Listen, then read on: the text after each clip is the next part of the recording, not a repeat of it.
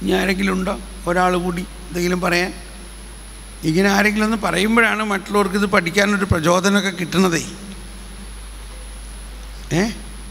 ആ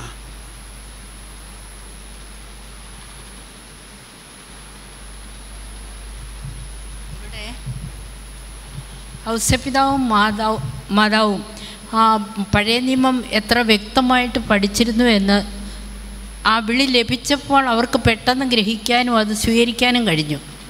നമുക്കൊരു പക്ഷേ വായനയുടെ കുറവ് കൊണ്ടോ നമുക്ക് പലതും അറിയാൻ പാടില്ലാത്തതുകൊണ്ടാണ് പലപ്പോഴും നമുക്കത് വേണ്ട വിധത്തിൽ ഗ്രഹിക്കാനോ നമ്മുടെ ജീവിതത്തിൽ അത് പ്രാവർത്തികമാക്കാനോ സാധിക്കാതെ പോകുന്നത്. ഇവർക്ക് വ്യക്തമായിട്ട് അറിയാമായിരുന്നു, മാതാവിന് ഒരു സംശയമില്ലായിരുന്നു, ഇത് ഒരു പക്ഷേ പഠിച്ചിരുന്നത് കൊണ്ടായിരിക്കണം.